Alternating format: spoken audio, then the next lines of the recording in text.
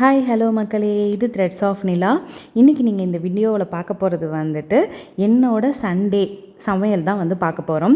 காலையில் ரொம்ப லேட்டாக தான் ஆரம்பிச்சிச்சு. பருப்பு அடை தோசையும் கார சட்னியும் செஞ்சு காலையில் சாப்பாடை நல்லபடியாக 12 மணிக்கு தான் முடித்தோம். ஸோ எப்போதுமே சண்டே வந்து காலை சாப்பாடு 12 மணிக்கிட்ட ஆகிடும். லேட்டாக தான் ஏந்திரிப்போம். அதுக்கப்புறமா வந்து பூண்டு உரிக்க ஆரம்பித்தேன். எதுக்காக அப்படின்னு வர வீடியோவில் வந்து சொல்கிறேன். அதுக்கப்புறமா கொத்தவரங்காய் வந்து கட் பண்ண ஆரம்பிச்சிட்டேன். இந்த ஒரு வீடியோ எடுக்கிறதுக்கு நான் படுற பாடு இருக்கே. ஒரு வீடியோவை எடுத்து கொடுங்கன்னு உட்காந்தா பள்ளி முட்டாயை உட்காந்து தின்னுட்டுருக்கிறாரு. நான்லாம் என்ன சொல்ல. தெரியும் தெரியும், வாங்க தின்ன கூட செய்யுங்க, அந்த சவுண்டு கொடுக்காதீங்க. சரி, அதை போல் எனக்கு வெளியிலெல்லாம் எதிரி இல்லை. தோ இங்கே உட்காந்துருக்கு பார்த்தீங்களா, சாரி நிற்கிது இல்லை, இதுதான் என்னோட முதல் எதிரி. இன்றைக்கி வந்து சண்டே விலாக் தான் வந்து எடுக்க போகிறோம். சண்டே அப்படின்னா உடனே நம்ம வந்து சிக்கனு மட்டனு மீன் அதை மட்டும் சொல்லக்கூடாது. கருவாடும் வந்து நான்வெஜ்ஜில் சேர்றது தான். அதனால் இன்றைக்கி கருவாட்டு குழம்பு தான் வைக்க போகிறோம். கருவாட்டு குழம்பு அவருக்கு கருவாட்டு குழம்பு பிடிக்காது. அதனால் வந்து பூண்டு எக்ஸ்ட்ராவே உரித்து வச்சுருக்கேன். அதனால் பூண்டு குழம்பு அவருக்கு, கருவாட்டு குழம்பு எங்களுக்கு. பயந்துடாதீங்க, அமேசான் காடுகளில் இருக்கக்கூடிய பேய் தான் இது. இதில் பல வெரைட்டியான கருவாடுகள் இருக்குது. ஆனால் இது எல்லாத்தையுமே க்ளீன் பண்ணி தான் வந்து வச்சுருக்காங்க. அந்த மண்டையெல்லாம் ஆயிரதெல்லாம் அஞ்சிட்டு அப்படி தான் வந்து வச்சுருக்குறாங்க. பாவம் அந்த மனுஷனால. கருவாடு ஸ்மெல்ல யாராவது பிடிக்கல சொல்லுவாங்களாப்பா? நான் சொல்லுவேன். நீ சொல்லுவப்பா, நாங்கெல்லாம் சொல்ல மாட்டோம்ப்பா. ஆமாம், எங்களுக்கெல்லாம் கருவாடு என்ன மாதிரியான ஒரு தேவா மிருகம் தெரியுமா? நீ வச்சுக்க பஞ்சாமிரதமே உட்காந்து சாப்பிட வேண்டியதானே. நானே, என் மாமியார், என் பொண்ணு கூட சாப்பிடுவோம். சூப்பராக சாப்பிடுவோம். ஊத்த சொன்னா கொட்டுற. அதெல்லாம் டேஸ்ட் வேணும்ல. வீட்டு வடகம் தீந்து போயிடுச்சு. நான் எப்போதும் அதுவுமே ஊர்லேருந்து தான் எக்ஸ்போர்ட் ஆகும். எல்லாமே வந்து அது இம்போர்ட்டாக எக்ஸ்போர்ட்டாங்க. அங்கேருந்து வர்றது, அங்கேருந்து எக்ஸ்போர்ட். எல்லாமே ஊர்லேருந்து தான் எக்ஸ்போர்ட் ஆகும். ஏன் அப்படின்னா இங்கே எனக்கு பெருசாக கிடைக்காது. ஸோ அதனால் இந்த தடவை வெந்தயத்தை மட்டும் போட்டு தாளிச்சுக்கிறேன். ஆக்சுவலி பார்த்தா அவங்க எக்ஸ்போர்ட் பண்ணல, நாங்கள் தான் போய் இம்போர்ட் பண்ணிட்டு வரோம். இல்லை, இதை அனுப்புவாங்க. அது போல் பூண்டு மெயினாக கருவாட்டு குழம்புக்கு பூண்டு நிறையா போடணும். ஒரு ஆஃப் இப்போ போடுவேன், இன்னொரு ஆஃப் வந்து இறக்குறப்போ.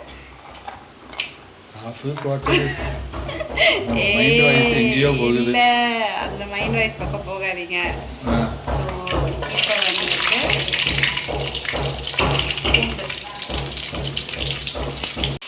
பூண்டு போட்டு தாளிச்சதுக்கப்புறமா ஒரு வெங்காயம், ஒரு தக்காளி, ஒரு பச்சை மிளகாய், கருவேப்பிலை போட்டுட்டு நல்லா இது வதங்குற அளவுக்கு, தக்காளி மசிஞ்சு வதங்கும்ல அந்த அளவுக்கு வதக்கிக்கிறேன். உங்கள் ஊரில் இதை என்ன சொல்லுவாங்கன்னு தெரியல. இங்கே வந்து சீனி அவரைக்கான்னு சொல்லுவாங்க. எங்கள் ஊரில் இதை கொத்தவரங்காய் அப்படின்னு சொல்லுவாங்க. இங்கே வந்து புதுசாக இருந்துச்சு எனக்கு சீனி அவரைக்கான்னு சொல்லும்போது. ஸோ இதை தான் வந்து இன்றைக்கி பொரியல் பண்ண போகிறேன். மேக்ஸிமம் வந்து இந்த கருவாட்டு குழம்புக்கெல்லாம் வந்துட்டு முருங்கைக்கீரை பொரியல், பீன்ஸ் பொரியல், இந்த மாதிரி கொத்தவரங்காய் பொரியல்னால் செம்ம காம்பினேஷனாக இருக்கும். எனக்கு ரொம்ப பிடிச்ச காம்பினேஷனில் ஒன்று. ட்ரை பண்ணி பாருங்கள் நீங்கள் சமைக்கிறதா இருந்தால்.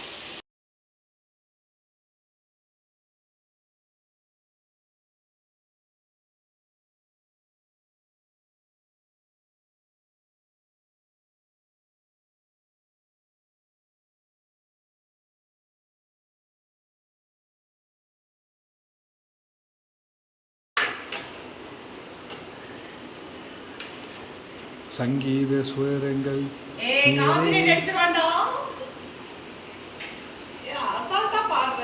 நான் தானே பாடுறேன். ஐயோ, இது அதை போல எங்கள் அத்தை எனக்கு சொல்லி கொடுத்த ஒரு டிப்ஸு. எங்கள் அத்தைனா என்னோட மாமியார் இல்லை, அதாவது வந்து எங்கள் ஊரில் வந்து உஷா அத்தைன்னு இருக்காங்க. அவங்க தான் எனக்கு சமையல் வந்து சொல்லி கொடுத்தாங்க கல்யாணத்துக்கு முன்னாடி. அவங்க வந்து எப்போதுமே என்ன சொல்கிறாங்கன்னா இந்த பொரியலுக்கெல்லாம் வந்து தண்ணி விட்டு பொரியல் பண்ணோம் அப்படின்னா அது வந்து டேஸ்ட் மாறிடும். சிம்மில் வச்சிடணும், பொரியல் போட்டுட்டு சிம்மில் வச்சிடணும். ஒரு 5 நிமிஷம் 10 நிமிஷம் அதுவாக தண்ணி விட்டு ஒரு அரை வேக்காடு வேகும்போது தேங்காய் பூ போட்டு எடுத்தோம்னா சூப்பராக இருக்கும்னு சொல்லுவாங்க. நான் அதை தான் வந்து எப்போதுமே பொரியலுக்கு ஃபாலோ பண்ணுவேன். ரொம்ப டைம் ஆகுது அப்படின்னா மட்டும்தான் ஹையில் வச்சு தண்ணி ஊற்றி வேக விடுவேன். அப்போ அந்த டேஸ்ட் இருக்காது. பெரியவங்க சொல்கிறதுல லாஜிக் இருக்கும். அதை போல் கிட்ட வாங்க. கருவாட்டு குழம்புக்கு அப்படின்னா காய்கறி போட்டு வைக்கும்போது செம்மையாக இருக்கும். அதுலேயும் மெயினாக கம்பல்சரி இருக்க வேண்டிய காய்கறி அப்படின்னா இந்த கத்திரிக்காய், அதுக்கப்புறமா வந்து முருங்கைக்காய். இதில் என் வீட்டுக்காருக்கு கத்திரிக்காயும் பிடிக்காது, கருவாடும் பிடிக்காது. அதனால் மெயினாக இது எப்போதுமே எங்களுக்கு பிடிக்கும். ஆனால் ரொம்ப ரேராக தான் செய்வோம், ஏன்னா இவருக்குன்னு தனியாக செய்யணுங்கிறதுனால. இதில் நான் வந்து எங்கள் ஊரில் போடுற வாழைக்காவும் போட்டிருக்கேன். எங்கள் ஊரில் வாழைக்காவும் எப்போதும் போட்டு கருவாட்டு குழம்பு வைப்பாங்க. ஸோ இது 3 தான் வந்து இப்போ இதில் சேர்த்து எங்கள் வீட்டில் சமைச்சாலே மோப்பம் பிடிச்சிட்டு வர ஒரு புள்ள இருக்குது. உங்கள் வீட்டில் அப்படி இருக்கா? சமைச்சாலே மோப்பம் பிடிச்சிட்டு வந்துடும். என்ன சமைக்கிறீங்க? இன்னைக்கு கருவாட்டு குழம்பு வைக்கிறோம்.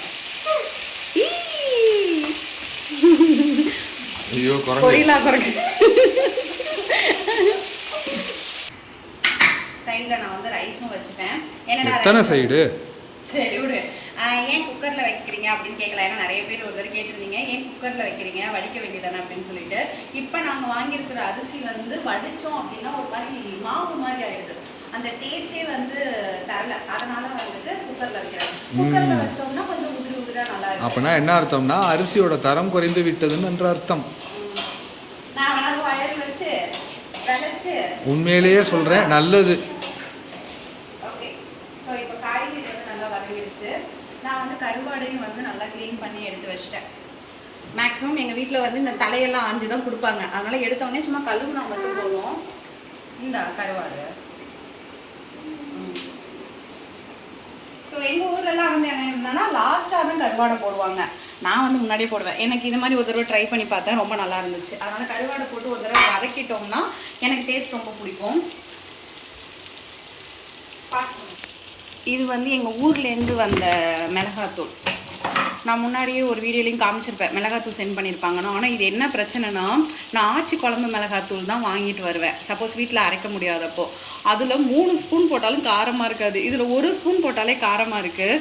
நான் இடையில வேலை அளவு தெரியாமல் முன்னாடியெல்லாம் இதில் 3 ஸ்பூன் போட்டு 2-3 நாளாக தொண்டையை பதப்படுத்தி வச்சுட்டேன். மஞ்சத்தூள் நான் உப்பு ஆல்ரெடி போட்டிருக்கேன். கருவாட்டிலையும் கொஞ்சம் உப்பு இருக்கும், அதனால் பார்த்துக்கிட்டு அதுக்கப்புறமா போட்டுக்கலாம். காரமும் அதே மாதிரி தான், பார்த்துட்டு நம்மளுக்கு பத்தலைன்னா போட்டுக்கலாம். ஸோ இது நல்லா வதங்கிடுச்சு. இந்த டைமில் புளியை சேர்த்துக்கலாம். இப்போ பார்த்தீங்கன்னா தெரியும், கொத்தவரங்காவோட கலர் வந்து நல்லா மாறி இருக்குது. அது போல் நல்லா உதிராக இருக்குது. தண்ணி ஊற்றிருந்தீங்கன்னா கொஞ்சம் குழஞ்சி போயிருக்கும். ஸோ இதில் இப்போ வந்துட்டு தேங்காய் பூவை சேர்த்துட்டு, நான் அடுப்பை ஆல்ரெடி ஆஃப் பண்ணிட்டேன்.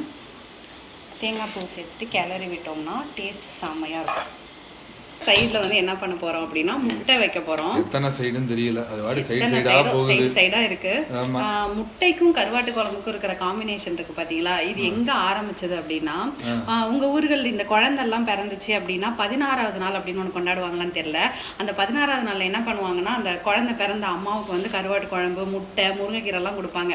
அதுலேருந்தே காம்பினேஷன் கருவாட்டு குழம்பு பார்த்தாலே நமக்கு வந்துட்டு முட்டையை சாப்பிட்ணுன்னு தோணுது. ஸோ கருவாட்டு குழம்பு, முட்டை, அதுக்கப்புறமா அப்படியே ஜம்ப் ஆகி வந்தீங்க அப்படின்னா சீனி அவரைக்காய் பொரியல். எங்கள் ஊர் ஸ்டைலில் கொத்தவரங்காய் பொரியல் செம காம்பினேஷன். ட்ரை பண்ணி பாருங்கள். ஸோ அடுத்த சைடு திரும்ப இதுக்கு கொஞ்சம் நல்லெண்ணெய் அதிகமாகவே ஊற்றணும். ஏன்னா என்ன வைக்க போகிறோன்னா பூண்டு குழம்பு வைக்க போகிறோம். பூண்டு குழம்பு, மிளகு குழம்பு, எப்படி வேணாலும் சொல்லிக்கலாம். ஏன்னா என் வீட்டுக்கார் கருவாட்டு குழம்பு சாப்பிட மாட்டார். பின்னாடி ஏதோ சவுண்டு கேட்குது, என்னன்னு தெரியல. என் பொண்ணு தான் எதையோ அடிச்சுன்னு நினச்சி பார்த்தேன். என் பொண்ணு அங்கிட்டு போயிடுச்சு. என் பொண்ணை சும்மா என் பொண்ணையே சொல்லிட்டு இருக்கிறது. கோச்சிக்கிட்டு இருக்கோம். அங்கே எடுங்களேன், அங்கே கோச்சிக்கிட்டு போய் கிடக்குறோம். ஃபோன் பார்க்காதடா, சவுண்டு கேட்குதுன்னு சொன்னதுக்கு கோச்சிக்கிட்டு போய் படுத்து கிடக்குது. அங்கே பாருங்க, டென்சி குட்டி, டென்சி தங்கம்.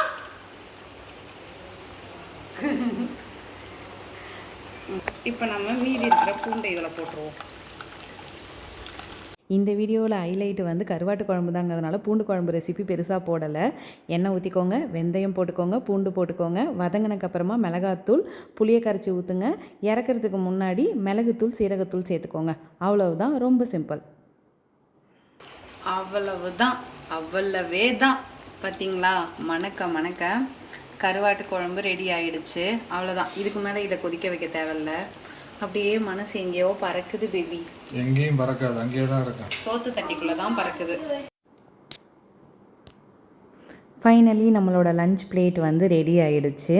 சுட சுட சாதம், அவிச்ச முட்டை, எனக்கு பிடித்தமான கருவாட்டு குழம்பு, அதுக்கப்புறமா சீனி அவரைக்காய் இல்லைனா கொத்தவரங்காய் பொரியல்.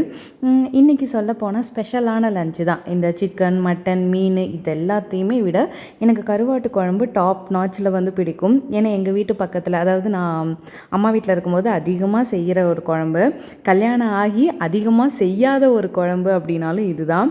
ஸோ ஃபுல்லாக சாப்பிட போகிறேன். தேங்க்யூ.